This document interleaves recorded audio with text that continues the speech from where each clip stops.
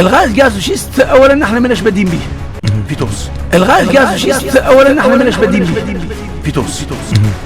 الغاز الجازوشيست اولا نحن ماناش بادين به في تونس. هذه زون ديكستراكسيون. اوكي اكستراكسيون صايره توا معلش. هذه توا موجوده. هذه توا تخدم سي لا سوسيتي بيرين. دوبي كال اني هذه صافي توا 3 4 تخدم. ما هي دوبي 12 ans هنا في تونس. دوبي كال اني هذه صافي توا 3 4 ans تخدم. ما هي دوبي 12 ans هنا في تونس. دوبي كال اني هذه صافي توا 3 4 ans تخدم. ما هي دوبي 12 ans هنا في تونس.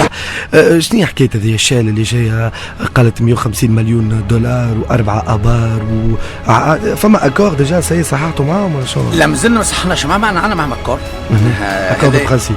اي اكور دو برانسيب حتى اكثر من الاكور دو برانسيب. معنا معهم اكور. اكور دو برانسيب. اي اكور دو برانسيب حتى اكثر من الاكور دو برانسيب. حتى اكثر من الاكور دو برانسيب. إذن على أي سند قانوني استند السيد وزير الصناعة في إطار الموافقة نتاعو المبدئية هذه؟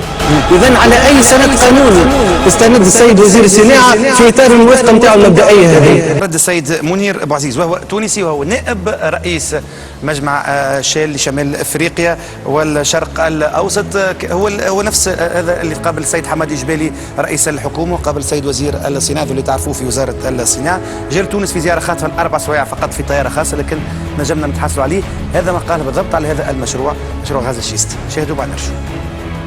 هذه أول مرة يعرض لتونس يعني استكشافات كهذه، وحاليا في المرحلة الأخيرة ننتظر في موافقة الحكومة التونسية وهو عقد استكشاف. الناس تتخيل اللي فيه غاز جديد اسمه غاز دو شيست.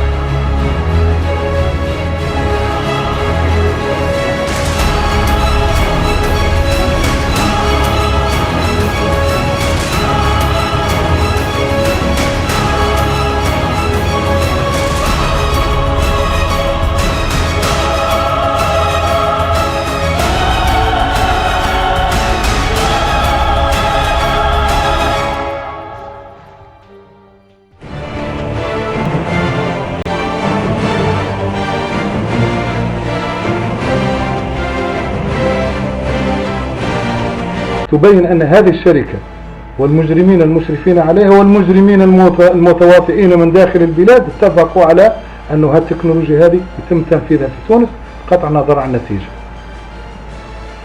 مياه الحنفية قابلة للاشتعال، لما تحفر بير يطلع الماء قابل للاشتعال، لما تشرب ماء يمكن يشتعل في بطنك، قياسا على مياه جارت. يا توانسة افهموا مياه جارت شنو هو؟ هواء مضغوط داخل الماء، او تفسي هواء مضغوط داخل الماء CO2 نحطوه ثاني اكسيد الكربون يضغطوه داخل السائل تصير شكل. الان باش يجيكم مياه من جوف الارض مشبعة بغاز يشتعل عندما يحتك بالنار او بمصدر الشعر. يعني البيئة متاعنا الكل باش تكون هباء منثور.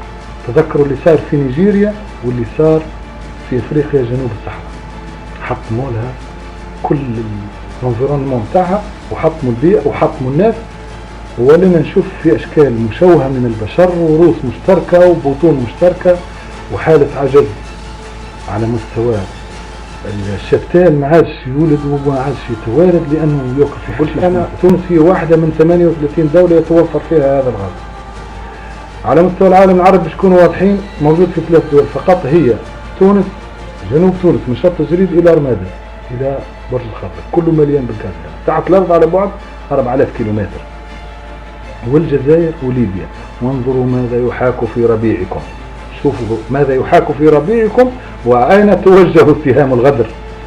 على ما مشاوش المالي ما مشاوش لانهم خلاص استهلكوها، الان باش يستهلكونا نحن بغباء هؤلاء. مشكل بري انه احنا ثم واحد يريد المضر لبلاده هو والله ما نتصورش. انا نتصور بعوذ بالله حتى المختل العقلي ما يريدش المضر لبلاده نجموا نواصلوا. اما اذا ثم المينيموم حد ادنى من الخطر ما نوصلوش. ولكن انت تعرف كي باش يلوزوا على الغاز دو شيست فما خطر. لا بخوف في فرنسا فما ديبا كبير وباش يوقفوا معناتها. سامحني اي تشرب شربة ماء ثم خطر. فما خطر طيب اذا تدخل لي تبدا الشربه ماء هذيا مانيش نسمي ماركات ولكن عندنا زوز ماركات يجبدوا من نفخ خاتيك تاع الباسان دو كيروان. زوز ماركات كبار كان غدوه يتلوثوا كان غدوه يتلوثوا وقت تولي مش خطر خطر كبير ياسر. انت قلت ثم حاجات وانا نقول لك طيب واللي ناجحين في امريكا وفي بلاد اخرين كيفاش نقولوا انتم ماكمش ناجحين؟ ناجحين كيفاه؟ ما اليوم ما عندهم حتى مضره وقاعدين ينتجوا في انتاج عالي وما عندهم حتى مضره. لانه يظهر لي ما ثماش واحد انا كلمتك ربما ثماش ما نتصورش واحد بعقله مهما كانت جنسيته باش يريد المضره للبلاد. هذه علميات تحدثوا علم مش تحدثوا وراه لا والله تحدثت في علم مع ديزيكسبير وليزيكسبير يقول لك فما مضره وانت تعرف الفلاحه تو متخوفين يقول لك غدوه ذاك انا نقول لك في فرنسا الان منقسمين وبل الاسبوع هذا معناها الاسبوع الفارق حتى للبارح لا الاسبوع الفارق انا عندي فريق معناها مختص في هذا المجال كان في فرنسا والفرنسيين في حد ذاتهم منقسمين والسواد الاعظم الان من الخبراء شعبنا اذا لزم واذا كان حاجه يا اخي انا مانيش تونسي وش لا انا ما اخي تونسي يا اخي انا ما نحبش بضرة بلادي 150 مليون دولار هذا انا 150 دولار باش تربحهم بلادي ندافع عليهم اما زاد ما نقول لك مش 150 مليون دولار احنا مازلنا باش نحكموا على الموضوع 150 مليون دولار هذه مرحله اوليه لانه هذه مرحله هذه نقطه من محيط لانه الميزانيه المعده لهذا هي 10,000 مليون دولار 10,000 مليون دولار نعم مش 150 من 150 هذه باش نعمل 4 آبار الوالد. اما اذا هذا ما التجربه الاوليه اذا كان بالتجربه هذه رينا انه ما ثم حتى مضر ما ثم حتى خطر وثم نتائج. ممثل على الوزاره الاولى من ممثل على وزاره الماليه انا ما فهمتش يعمل ممثل وزاره الماليه في ملف تقني كيف ما هكا وفي خطر على التوانسه. فما حاجه اخرى مهمه معز اللي فما خطر اخر نسيناه اللي هو خطر الزلازل اللي موجود كيف ما كندا وفي الكيبيك عنده شهر التالي. فما حاجه اخرى معز اللي فما مغالطه كبيره للاسف صارت وفما برشا حاجات قاعده تصير والتوانسه الكل ما في بالهمش بها وما بينات الحاجات هذوما اللي فما اللي تحصلنا اللي فما شركه ديجا في تونس قاعده ديجا تستغل في الغاز الصخري. نحن مركزين على شركه شيل لكن للاسف فما شركه بيرينكو قاعده تستغل في الغاز الصخري في الفرانيك. وش كتبوا لهنا بروميير فراكتوراسيون دو غاز دو شيست اون افريك دو نور ريوسيت اون تونيزي. فين هذا الكتاب؟ باش نوجه على الاقل رساله يعني حتى القائمين على الشان العام اليوم في تونس. مثلا في الصحيفه نتاعنا وفي عديد الصحف تعرضنا لموضوع موضوع الطاقة في تونس. كان المفروض اليوم أو البي الفايدة يعني فتح ملف الطاقة يعني بصورة مستعجلة استرجاع حقيقة يعني المقدرات نتاع الشعب التونسي اللي قاعدة تسيطر على ما يعرف بشركات متعددة الجنسيات كما شال وبيج غاز وغيرها من الشركات. يعني ملف الطاقة فيه فساد كبير ياسر. اليوم الفساد هذا يعني بقدرة قادر وقع التكتم عليه والمرور إلى قضايا أخرى مثل قضية مع الغاز دو شيست.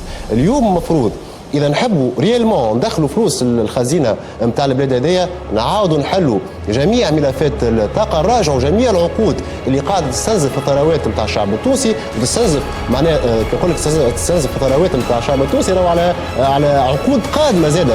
نعطيك أنا مثال بسيط ياسر الشركات اللي قاعدة تنقب في البترول اليوم في تونس قاعدة تحرق في الغاز التونسي يعني ملايين تهدر يوميا على خاطر يجي يقول لك باش تحفر لك بير نورمالمون لازم تحفر بير اخر باش تحط فيه الغاز اللي يقع استخراجه. لكن هما اش تعملوا يمشيوا الحل الاسهل باش يستنزفوا الابار هذيك بسرعه يحرقوا الغاز التونسي. شوف انت قداش اليوم تونس قاعده تخسر يعني بالفعل في الملايين يعني كل نهار في جرة يعني سوء تصرف في جرة كيف السكوت على فتح الملفات الحقيقيه لازم تفتح قضيه الغاز دو شيست. لي تونس اذا معناها تحط ايدها بالفعل على معناها ما تملكه يعني في جوف في الارض بالفعل مانيش باش يحتاجوا لا الغاز دو شيست ومانيش باش يحتاجوا للبوليميك هذه. دونك هذه فوالا هذا الميساج اللي يلزموا يوصل اليوم المسؤولين ويلزموا يوصلوا كيف للراي العام. تسمع انت في في في في في في المخزونات قاعدين يحكيوا عليه معناها في محاجله في القروان في عديد المناطق انا انسان شيء مهول تسمع في شيء مهول.